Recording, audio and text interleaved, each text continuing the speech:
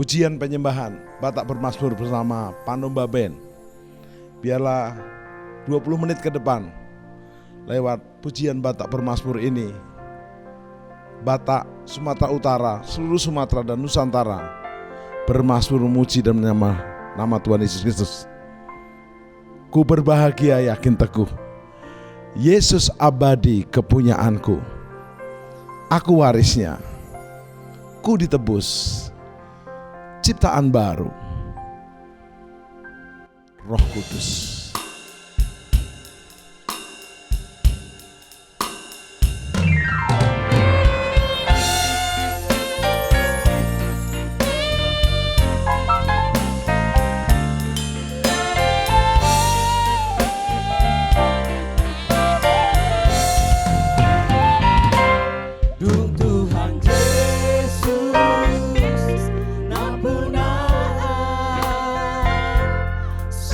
Down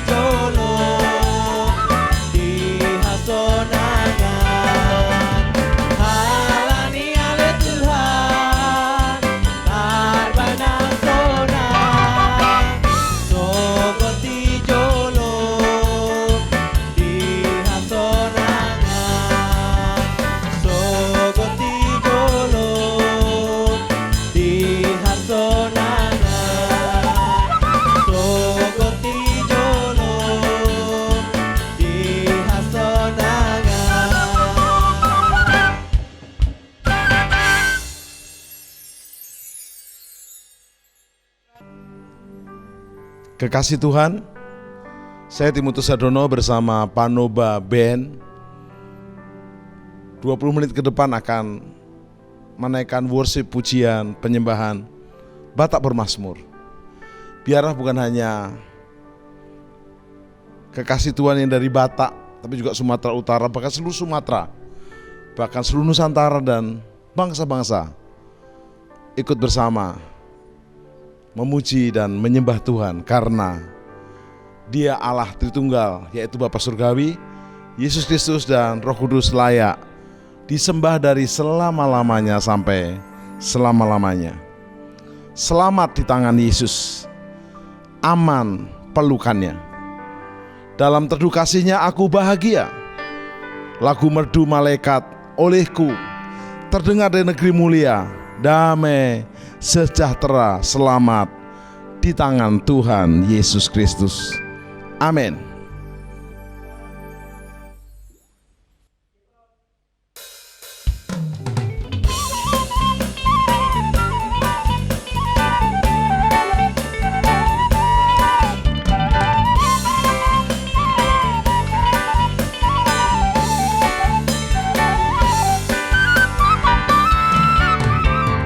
Sonang di lambung Yesus, sonang arotusi.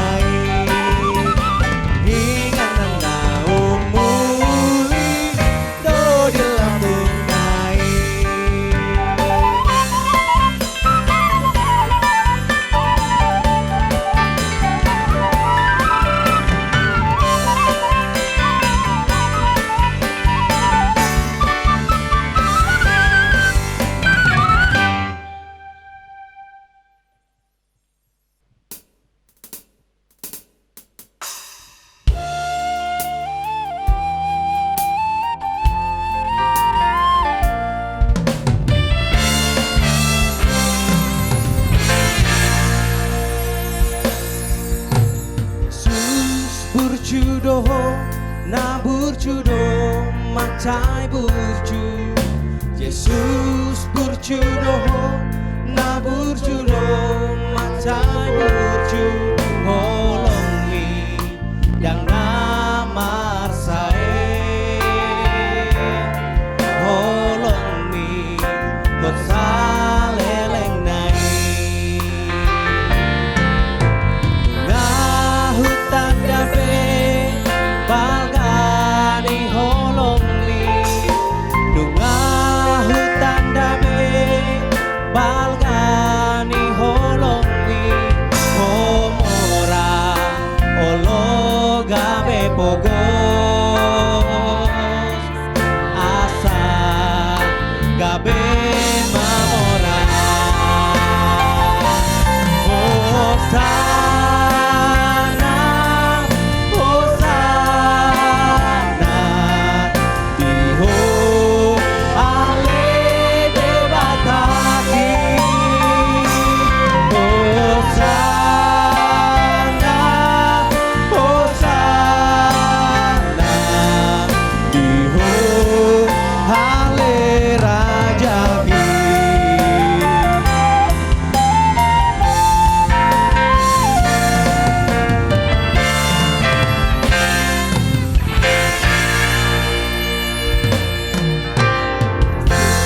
Burcu doho, na burcu do, matai burcu. Yesus burcu doho, na burcu do, matai burcu. Holong mi yang namar sae, holong mi bersaleleng nai.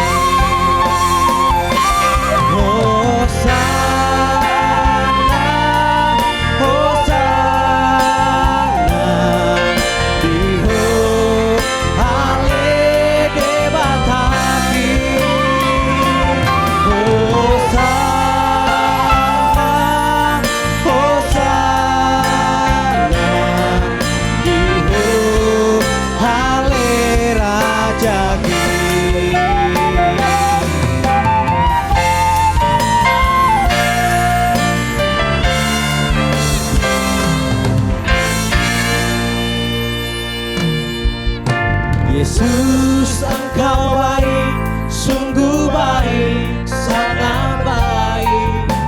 Yesus, Engkau baik, sungguh baik, sangat baik.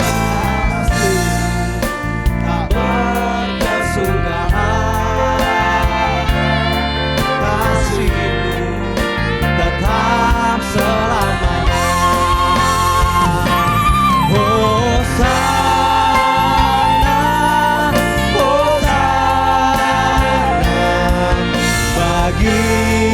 Yesus Tuhanku, Hosana, Hosana, bagi Yesus Rajaku. Hosana, Hosana, Diho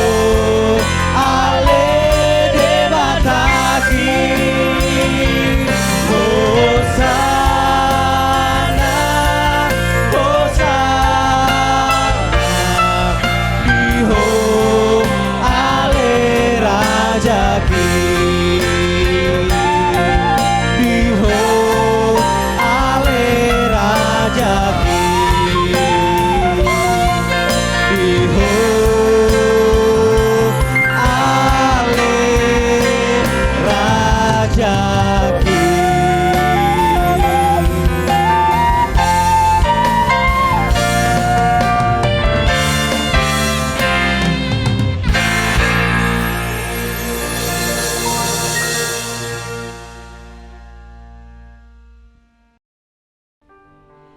Pemudi-pemuda Indonesia, atau Anda yang masih berjiwa muda untuk bangsa ini, di mana engkau berada di seluruh pelosok Nusantara dan seluruh penjuru dunia, ingat, para pahlawan telah membuat kita merdeka. kita sudah dimerdekakan. Tapi tugas kita adalah mengisi kemerdekaan supaya benar-benar cita-cita para pahlawan kita, Indonesia benar-benar merdeka, adil, dan makmur serta sejahtera. Maju tak gentar, membela yang benar. Maju tak gentar, hak kita diserang. Maju serentak, mengusir penyerang. Koruptor, kapitalisme, dan aliran yang melenceng ke kanan atau ke kiri. Kita maju serentak, tentu pasti kita menang. Yes.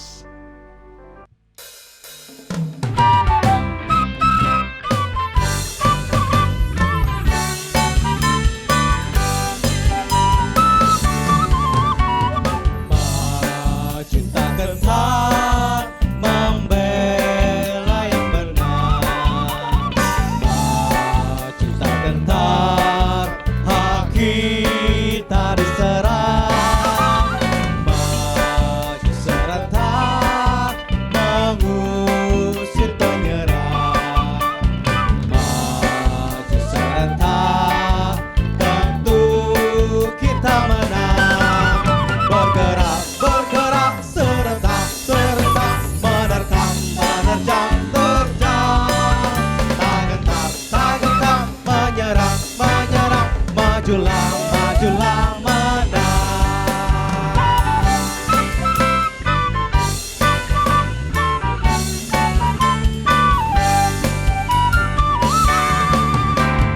Maju tak gentar, membela yang benar. Maju tak gentar, hak kita diserang. Maju serentak, mengusir penyerang. Maju serentak, tentu kita menang. Bergerak, bergerak, serentak, serentak, menerkam, menerjang, terkam. Tak gentar, menendang, menyerang, majulah, majulah, menang. Bangun pemudi-pemuda Indonesia, tangan baju musik singkat untuk negara.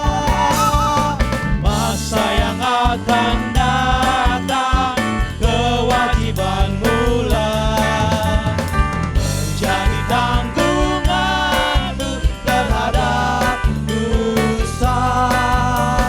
Menjadi tanggunganmu terhadap nusa.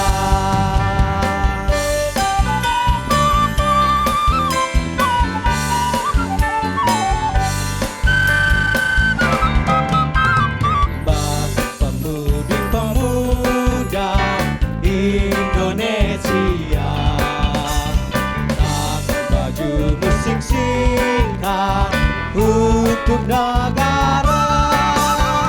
Masa yang akan datang, kewajiban mula menjadi tanggunganmu terhadap nusa.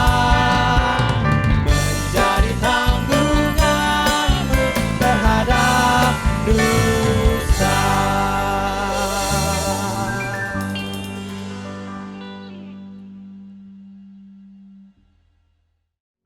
Sobat penyembah, kita berjumpa lagi dalam program Worship at Home, menyembah dari rumah. Kita sudah memuji Tuhan, menyembah Tuhan bersama-sama, karena memang kita diciptakan untuk menyembah.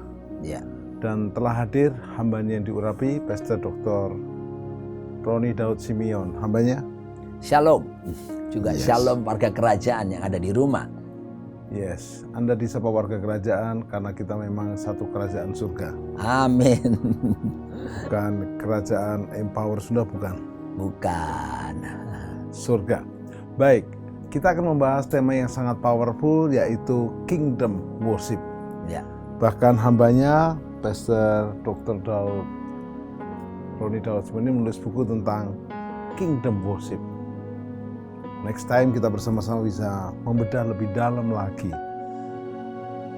Pastor Roni, ya. Apa sih arti Ya. yang sehari-hari kingdom worship? Silakan. Baik, kalau pertanyaannya apa itu kingdom worship, itu kita mesti kembali kepada pengertian kata worship itu, Pak. Kita tidak akan menjumpai kata worship atau penyembahan itu di dalam sistem pemerintahan manapun yang ada kecuali kerajaan. Ya. Contoh, dalam sistem pemerintahan republik yang juga menjalankan demokrasi, nggak ada istilah worship, penyembahan. Kenapa? Kita tidak mungkin menyembah presiden. Tidak mungkin menyembah Perdana Menteri. Dan tidak mungkin menyembah Perdana Menteri, ya kan? Jadi ternyata kata penyembahan, worship itu ada dalam sistem pemerintahan kerajaan. Termasuk yang ada di dunia ini. Contoh, kalau ada raja atau ratu lewat di sebuah negara yang masih kerajaan, itu rakyatnya akan menyambut berkata begini, Your Highness, yang mulia, Your Majesty, seperti itu.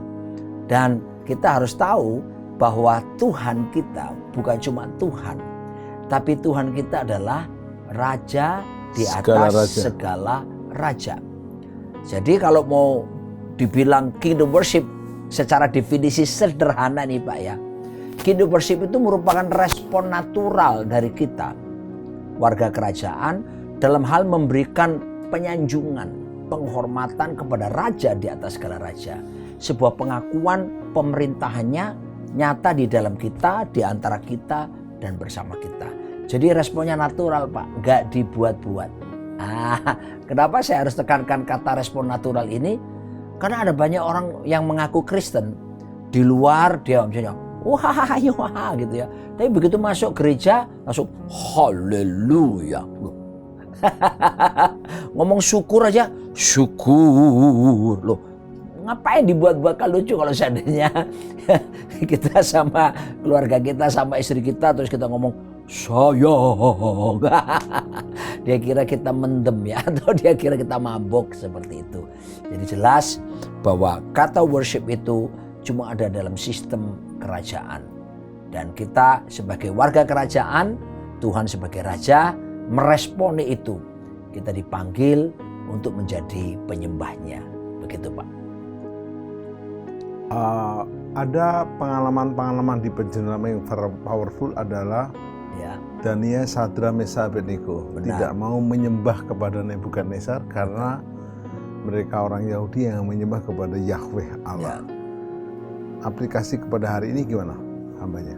Ya jelas bahwa kita menyembah satu-satunya Tuhan, ya, yang tentunya di dalam ketritunggal Tuhan, Allah Bapa, Allah Putra, dan Roh Kudus. Dan semakin diperjelas dalam Yohanes pasal 4 ayat yang ke-22, 23, 24, bagaimana barang Yesus berkata kepada perempuan Samaria itu, barang siapa menyembah Bapa, dia harus menyembah dalam roh dan kebenaran. Tapi juga kita lihat dalam kitab Wahyu bagaimana Yohanes jatuh tersungkur. Dan ada malaikat, dia menyembah malaikat. Malaikat bilang begini, jangan sembah aku, sembahlah Yesus. Ya kan? Jadi Allah Bapa kita sembah, Allah Putra kita sembah, Allah Roh Kudus juga. Karena itu Allah Tritunggal.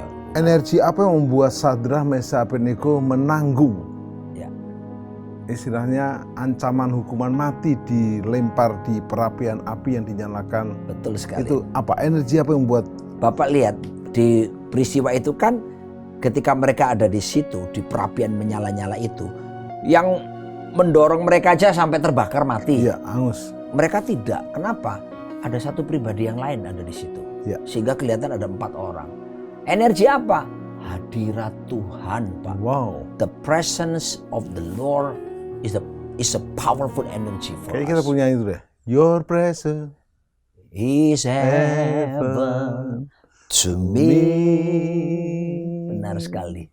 Your presence is heaven to me. Oh Jesus, oh Jesus,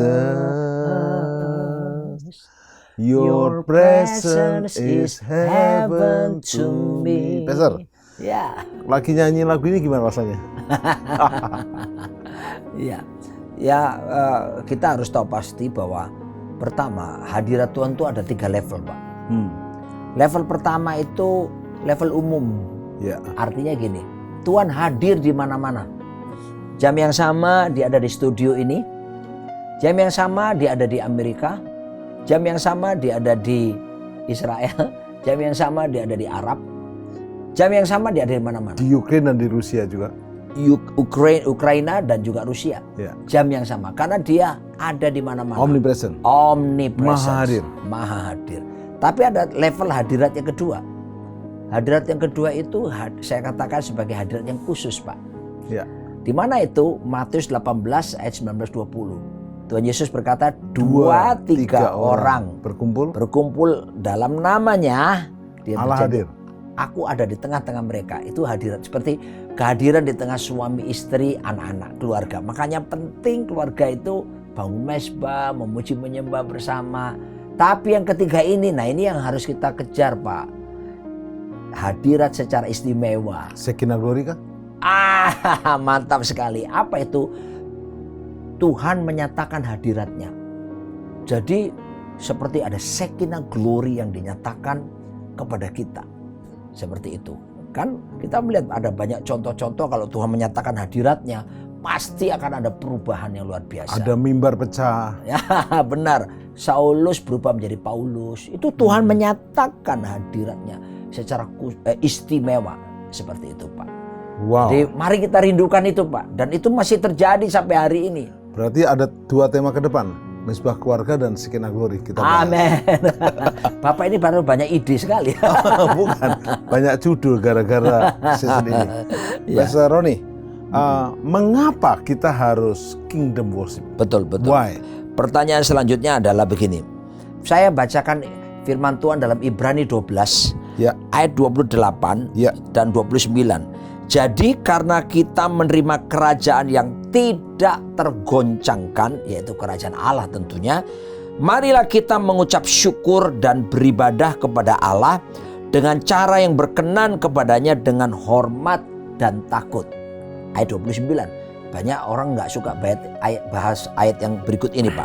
Sebab Allah kita adalah api yang menghanguskan.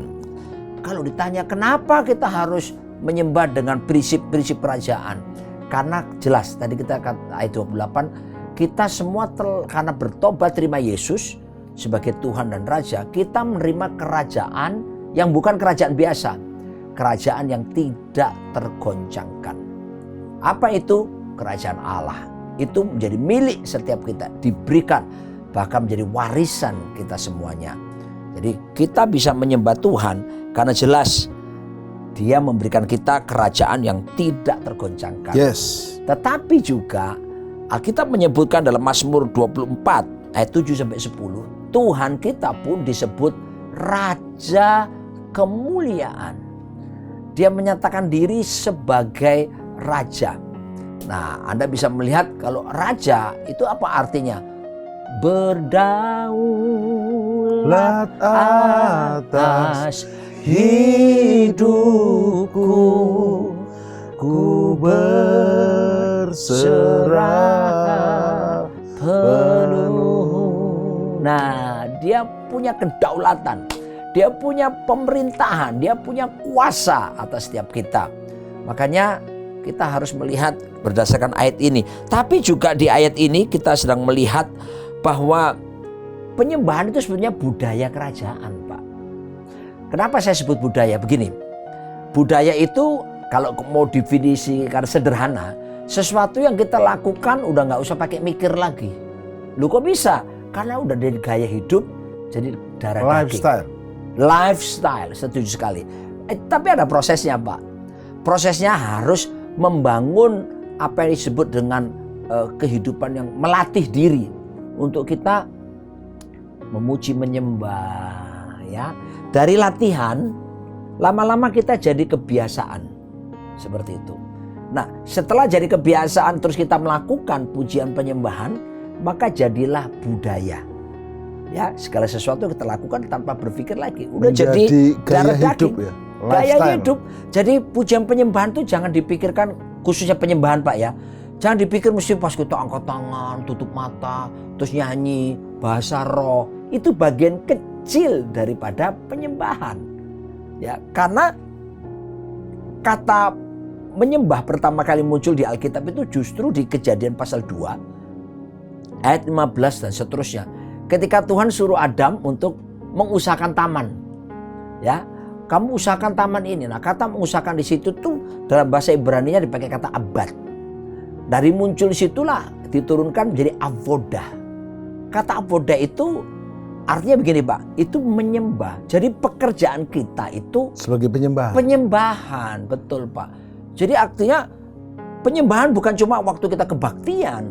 Nah, ketika kita Bapak memandu acara ini, Bapak memandunya dengan segenap hati. Bukan untuk manusia tapi seperti untuk Tuhan. Itulah penyembahan Pak. Pokoknya untuk kemuliaan Bapa di Benar. surga. Jadi seperti Kolose 4 ayat 23 itu ya. Segala sesuatu yang kita lakukan dengan sungguh-sungguh Tuhan. seperti untuk Tuhan dan bukan untuk manusia. Itulah penyembahan. Ya. Yes. Pastor Roni, di mana kita mempraktekkan kingdom worship ini? Where Nah, is? pertanyaan yang menarik ya. Kita mempraktekannya kalau kita lihat di dalam kata definisi penyembahan secara sederhana. Saya suka sekali definisi kerajaan dari Pastor Edilio. Ya. Satu kali dia memberikan seminar di kota Surabaya dan saya mengikutinya. Dan saya tertarik karena biasanya saya temukan definisi kerajaan Allah itu terlalu teoritis sekali dan panjang-panjang. Sehingga nggak semua jemaat mudah memahami. Ternyata pada waktu itu beliau berkata, dan saya sudah minta izin kalau definisi itu saya gunakan untuk saya sharingkan kemana-mana dan beliau mengizinkan. Kerajaan Allah itu adalah pengaruh pemerintahan Kristus di dalam kita, di antara kita, dan bersama kita. Sederhana sekali kan? Tapi maknanya dalam. Kerajaan Allah adalah pengaruh pemerintahan Kristus yang terjadi di dalam kita, di antara kita, dan bersama kita. Jadi kalau kita lihat kingdom worship, penyembahan yang berbasis kerajaan Allah, tentunya terjadi di dalam kita, di antara kita, dan bersama kita. Nah, saya akan jelaskan satu-satu. Misalnya kalau di antara kita itu Ibrani 10 ayat 25. Janganlah kita menjauhkan diri dari pertemuan-pertemuan ibadah kita seperti yang dibiasakan oleh beberapa orang, tetapi marilah kita saling menasihati dan semakin giat melakukannya menjelang hari Tuhan yang mendekat. Nah, contoh sederhana terjadi di mana kalau seperti itu? Yaitu dalam komunitas. Makanya setiap kita perlu komunitas, cell group lah, kula atau komsel apapun namanya. Di situ kita akan melakukan aktivitas penyembahan bersama-sama. Jangan sendiri pokoknya. Ya, tapi juga ada yaitu di dalam kita ya, 1 Korintus 3 16 sampai 17. Tidakkah tahukah kamu bahwa kamu adalah bait roh dan roh Allah diam di dalam kamu. Jadi jelas roh Tuhan ada di dalam diri kita. Nah, makanya penyembahan yang sejati itu dibangun dari dalam dulu. Karena apa? Ada satu persekutuan antara roh kita dengan roh Tuhan yang ada di dalam. Kemanunggalan roh manusia dengan rohnya Tuhan yang ada di dalam diri kita. Dengan kata lain gini Pak Tim, ini menarik. Pusat penyembahan sebenarnya bukan di luar sana. The center of our worship is not a building, but the center of our worship. Itu di mana? Di mana saja sebetulnya. Sebetulnya dimulai dari dalam sini. Kenapa? Yesus di sini. Allah Bapa berdiam juga dalam diri kita. Roh Kudus ada di dalam diri kita. Dimanapun kita berada, Kemanapun kita berada seharusnya menjadi pusat penyembahan. Itu jadi juga, nggak tergantung sebuah kotak gedung gereja. Itu juga yang menyebabkan bait Allah dirobohkan ya, dan dibiarkan bait Allah sekarang ada di dalam diri kita, seperti itu Pak. Dan tentunya kemanapun kita pergi itu harus jadi pusat penyembahan. Jadi nggak terbatas karena suasana kebaktian saja baru kerenyeng-kerenyeng, bergetar-getar, gitu. Ya bisa saja terjadi.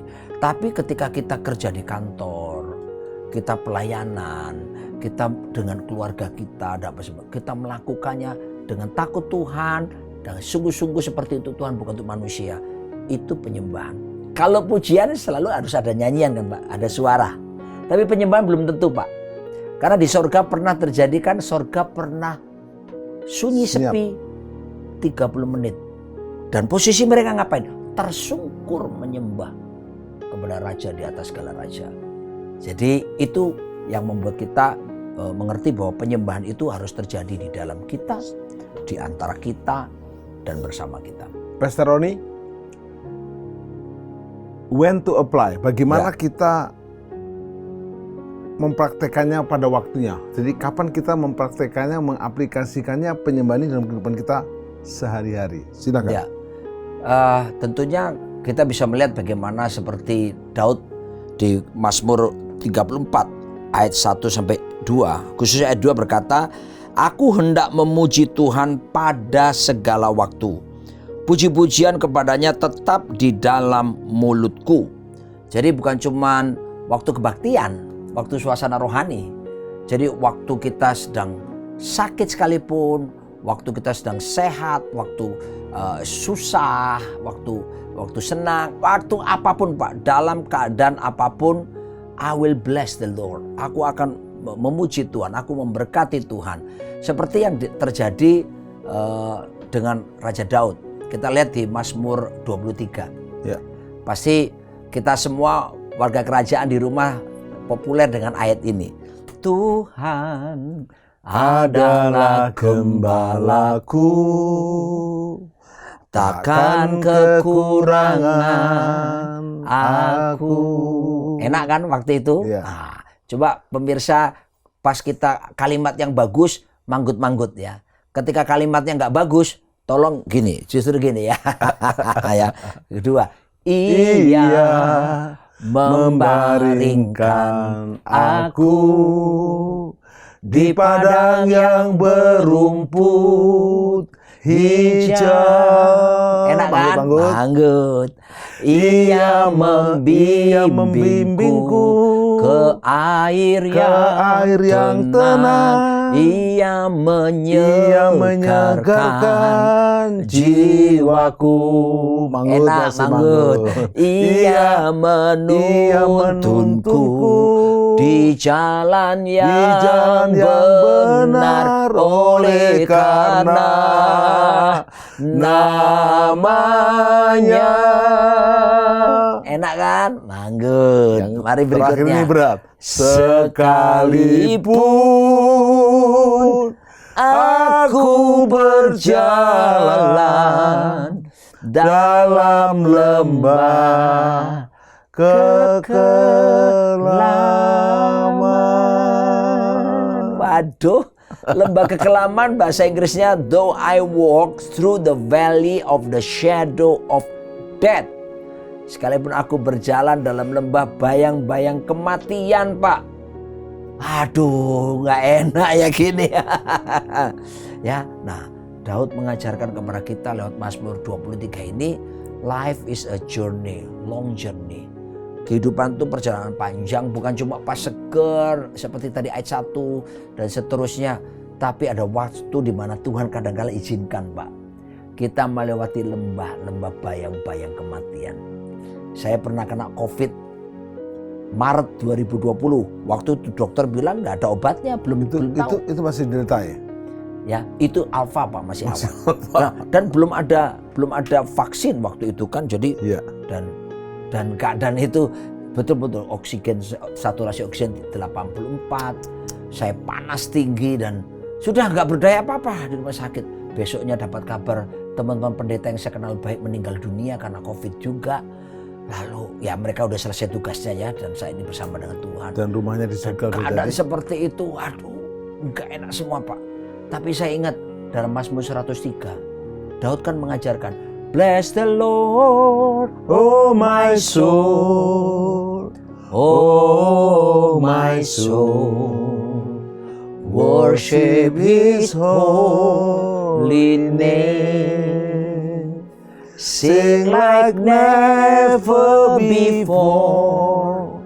Oh my soul, I worship your holy name. Nah, gak enak. Ternyata Mazmur 103 itu salah satu Mazmur yang dibuat oleh Raja Daud, Pak, ketika dia dikejar-kejar oleh Saul. Nyawanya terancam, dia bersembunyi, ada 7 tempat persembunyian dia. Tapi aneh, di saat justru Mazmur yang paling banyak dihasilkan oleh Raja Daud di waktu ketika dia dalam tempat-tempat persembunyian. Nah, makanya Daud ini disayang sama Tuhan ya. Di keadaan tertekan, waktu yang tidak enak, justru dia perintahkan jiwanya. Kalau kita sakit, lagi nggak enak, difitnah orang, disalah mengerti, diejek orang, dianggap nggak berarti, dirugikan orang misalnya. Biasanya kan orang Surabaya bilang sepoh, nggak enak. Tapi Daud belajar, perintahkan jiwanya. Pujilah Tuhan hai jiwaku. Di tempat tidur Pak, waktu saya terpapar COVID 2 tahun yang lalu lebih itu, disitulah saya perintahkan jiwa saya memuji Tuhan. Dan di tempat tidur itu justru saya berkata, all my life you have been faithful. All my life you have been so good. Dan saya menyembah Tuhan di situ. Nah, di saat-saat yang tidak enak, justru kita mesti perintahkan jiwa kita. Dan saya menemukan rahasianya. Dan akibatnya saya mengalami kesembuhan, healing Pak. Sempat di rumah sakit berapa lama? Tuhan itu. Sempat di rumah sakit berapa lama? Nah, ini ada pengalaman supranatural Pak. Jadi kurang lebih 2 minggu saya di rumah sakit. Saya tetap melakukan penyembahan. Ya, bahkan itu saya sendiri ya, istri nggak bisa dong iya. Pak. Kan semua nggak boleh dibesuki Pak. Iya. Namanya COVID Pak. Tapi kemudian betul-betul antara Roni dan Tuhan ya. Dan apa yang terjadi? Saya mengalami lawatan khusus Pak. Ya, di saat-saat seperti itu, nah sampai saya menulis satu buku namanya Healing Worship. Ya, sekaligus promosi. Yeah. Tapi saya nggak malu promosi karena buku-buku saya semuanya ini seluruh hasil penjualannya dan royaltinya Pak, 100% saya serahkan untuk pekerjaan Tuhan. Amin. Semuanya. Nah, buku ini saya tulis karena pengalaman saya di rumah sakit itu dalam keadaan terkapar COVID berat itu, kategorinya sudah berat karena paru-paru saya sudah putih semua. Tiba-tiba saya tetap memuji menyembah Tuhan dan yang terjadi, saya punya pengalaman didatangi malaikat. Wow. Supranatural. Dan kisahnya lengkap ada di sini. Saya ditepuk pundak saya 2 kali dan tiba-tiba panas tinggi turun drastis. Dan dokter periksa, dokter bilang, wow, bagus ini, turun normal. Pak, dan dia bilang gini, kalau 2 hari berturut-turut seperti ini boleh pulang. Dan terjadilah mujizat kesembuhan total. Bahkan sebulan kemudian Pak, saya diperiksa lagi, CT scan lagi, yang tadinya putih seperti asap semuanya, bersih total. Bilu-bilu Yesus tetap berkuasa. Bagi Anda yang sakit, bagi Tuhan tidak ada yang mustahil. Jangan berhenti memuji, jangan berhenti menyembah Tuhan di keadaan apapun situasinya. Haleluya. Wow. Ya. Jadi waktu kita tetap berani worship dalam segala perkara, Ya. seperti Daniel menutup mulut singa, Ya. seperti Sadrak Mesach Abednego membuat api yang membara menjadi dingin atau tidak membakar mereka. Ya. Wow. Sebelum kita masuk yang ke terakhir nih puncaknya how to kingdom worship, tapi saya pernah ada dengar nih. Ya. Semoga Bapak ingat. Pak juga worship tidak langsung seperti sekarang, merintinya dari bawah, Benar sekali. dari WL di tempat yang kecil gitu ya. Gimana? Betul sekali, Gimana, Pak. namanya? Betul sekali. Jadi saya bertobat menerima Yesus sebagai Tuhan dan Raja tahun 87. Ya. Ketika sedang mengambil kuliah di Fakultas Ekonomi jurusan Akuntansi di Erlangga Surabaya. Ya. Dan setelah saya bertobat, saya buat komitmen baru Pak. saya bilang sama Tuhan, Tuhan saya dulu ini pemain band di tempat-tempat diskotik Pak. Ya. Bersama teman-teman kuliah yang dulu. Lalu kemudian saya bertobat, ya saya bilang sama teman-teman, sorry aku nggak bisa lagi. Saya betul-betul mengambil langkah untuk radikal meninggalkan dunia malam seperti itu. Dan saya ganti dengan apa? Saya memberi diri untuk menyembah Tuhan secara pribadi di kamar. Ya, nah dari situ Pak, kemudian Tuhan izinkan untuk bisa kenal dengan beberapa hamba Tuhan dan komunitas, mulai mimpin pujian di kelompok-kelompok kecil yang hanya isinya 10-15 orang. Dan saya lakukan setia, kemudian masuk ke melayani ke anak-anak SMP, ke sekolah SMP. Waktu di Surabaya itu SMP Dapena namanya. Yeah. Saya diundang melayani di sana. Dan kemudian terus, ya makanya saya percaya barang siapa setiap perkara kecil, seperti Pak Tim ini kan, Tuhan akan berikan perkara yang besar. Sama-sama. Terus? Dan kemudian singkat cerita, to cut the story short, saya ketemu Bapak Pendeta Timotius Arifin yang bukan cuma mementori tapi menjadi bapak rohani, dan dia punya persekutuan doa Surabaya Presenter di Kuskit. Di Kuskit kota Surabaya waktu itu, dan yang hadir rata-rata tiap Jumat itu 1.500 jiwa. Dan singkat cerita, dari perkenalan itu saya dibimbing, lalu saya diajak untuk jadi singer pertama Pak. Singer di situ, setelah singer lalu kemudian menjadi pemimpin pujian. Dan setelah itu ya itu Tuhan bawa untuk membuat album-album, rekaman album seperti itu. Jadi prosesnya cukup panjang. Dari bawah. Dari bawah dulu. Terus punya pengalaman mimpin Surabaya Presenter, salah lagu itu.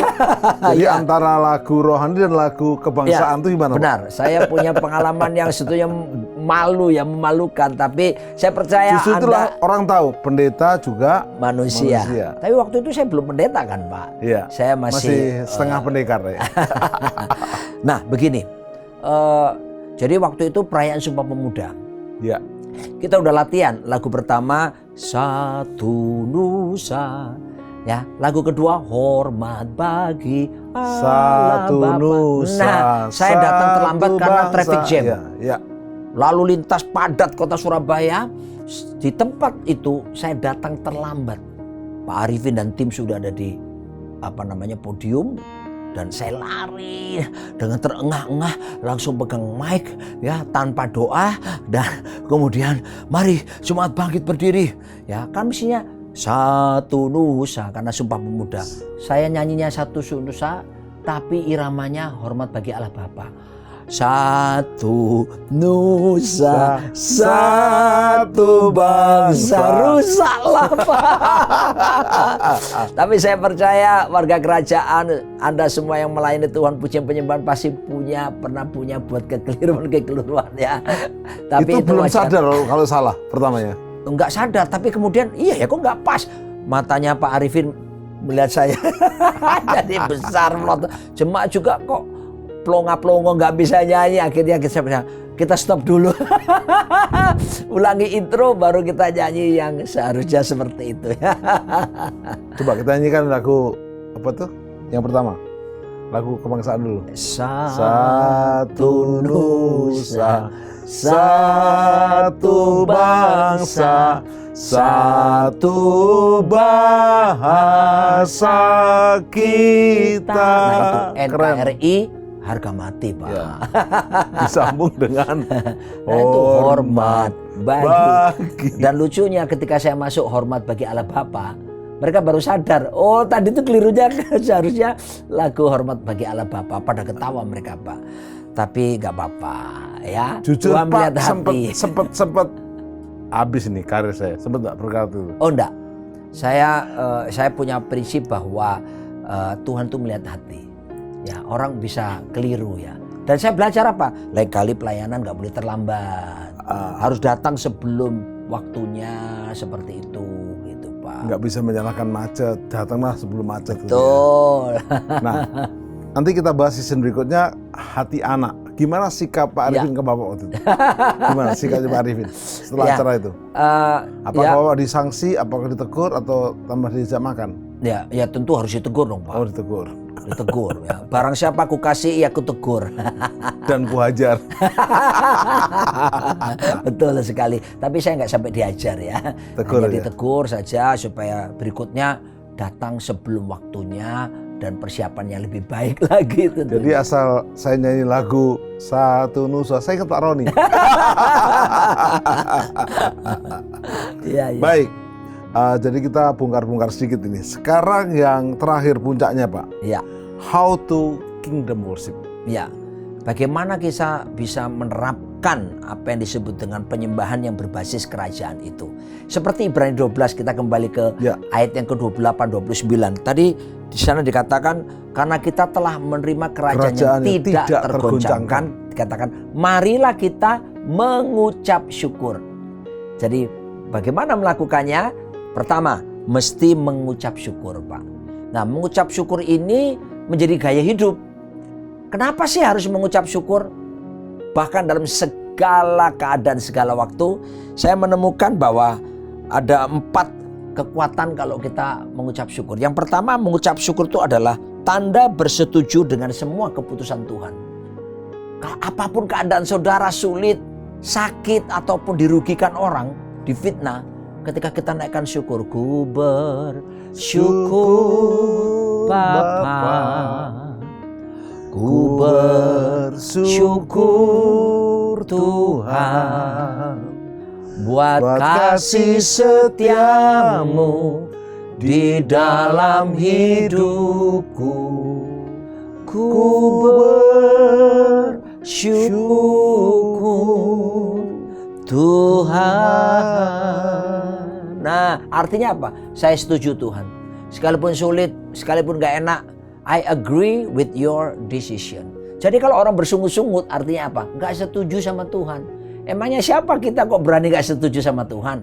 Tuhan selalu menyatakan terbaik buat kita. Mau pandemi, mau Iya. kabar perang. Yang kedua, kita bersyukur ada manfaat yang luar biasa, yaitu mengucap syukur adalah fondasi kehidupan yang membuat kita ini terkoneksi senantiasa dengan kehendak Tuhan. Wow. Nah, hidup di muka bumi ini jadi apa sih seharusnya? Pelaksana kehendak Tuhan. Dengan mengucap syukur kita terhubung, terkoneksi senantiasa dengan kehendak Tuhan. Tapi yang ketiga, kita mengucap syukur itu merubah suasana hati yang tadinya negatif berubah jadi positif. Orang kalau suasana negatif ngomongnya pasti negatif kan Pak. Tapi kita yang harus berubah, bukan Roh Kudus yang merubah suasana hati. Ada bagian Tuhan, ada bagian kita. Bagian kita lah yang merubah suasana hati kita dengan mengucap syukur. Tadinya negatif, pasti dengan bersyukur akan positif. Kalau positif, suara kita, perkataan kita akan positif. Dan yang terakhir, nah ini saya suka Pak. Dengan mengucap syukur, kita akan mengundang mujizat datang. Wow. Waktu Yesus terima 5 roti 2 ekor ikan itu, dia tidak bilang, apaan ini? Enggak kan. Yohanes pasal 6 menjelaskan, dia angkat itu ke hadapan Bapa. Dia naikkan syukur dan kemudian dibagi-bagikan. Mujizat terjadi. Jadi saya percaya kalau orang mengucap syukur, lai, Yes. cek tung, mujizat datanglah. Apapun yang terjadi, Ibrani 13 ayat 8 berkata, Yesus Kristus tetap sama, baik kemarin, sekarang, bahkan sampai selama-lamanya. Kalau dulu Tuhan buat mujizat, hari ini mujizat tetap bisa berlangsung di tengah-tengah kita. Itu yang pertama Pak, mengucap syukur. Bentar Pak Pendeta, ternyata waktunya udah habis. Oh, haleluya. Jadi kita akan sambung di season berikutnya, Ya, Healing Worship. ya. Sekaligus Bapak menambahi 2 Ya. langkah lagi untuk how to Siap. kingdom worship. Ya. Saya lihat beribadah dengan cara takut Ya, dan berkenan, betul. sehingga itu kita akan praktekkan. Baik, Bapak bisa closing statement 1 menit, silakan. Ya, Bapak Ibu dikasih Tuhan, warga kerajaan, menyembah itu adalah gaya hidup kerajaan Allah. Karena kita tinggal di dalam kerajaan yang tidak tergoncangkan. Jadi biarlah itu menjadi gaya hidup. Bukan karena nyanyiannya. Tuhan tidak melihat suara jasmanimu. Tapi Tuhan lihat suara hatimu. Persembahkan itu dan jadikan itu budaya. Gaya hidup, lifestyle hidup setiap kita. Dan saya percaya itu akan membawa kemanunggalan, kesatuan, keintiman. Dan kita akan mengalami kuasa supranatural yang memang Tuhan sediakan bagi setiap kita. Tapi jangan lupa, Tuhan juga api yang menghanguskan. Mari hormati kesuciannya, hormati kekudusannya. Amin. Saya ajak kita akan berdoa. Penyembahan jadi lifestyle gaya hidup kita, dan ini pasti model orang ini betah di surga. Karena di surga tidak ada pekerjaan lain kecuali menyembah Dia. Ya. Kalau nggak suka menyembah, maka nggak betah di surga, akan pindah. Mari kita berdoa. Bapa, sempurnakan sharing firman dari Pastor Dr. Roni Daud Simeon untuk memberkati kami sehingga kami punya gaya hidup, lifestyle, budaya sebagai kingdom worship, menyembah dalam era kerajaan. Kalau di antara kami ada yang belum memiliki juru selamat, Ya Tuhan. kami mau bertobat dan menjadikan Yesus sebagai jalan kebenaran hidup kami. Ya. Karena Yesuslah satu-satunya jalan. Percayalah kepada Yesus, maka engkau dan seisi rumahmu diselamatkan. Amin. Kisah Rasul 16 ayat 31. Terus firman-Mu telah gagal, bahkan firman juga menyembuhkan kami, Ya memulihkan kami, dan menjadikan kami jadi alat berkat, sehingga kami punya gaya hidup, lifestyle, budaya, Ya. menjadi penyembah bukan hanya sekarang, sampai di surga yang kekal. Berkat Allah Bapa, Yesus Kristus dan Roh Kudus, dalam nama Yesus. Amin. Amin. Sampai jumpa di program Worship At Home yang akan datang yang lebih luar biasa lagi. Haleluya.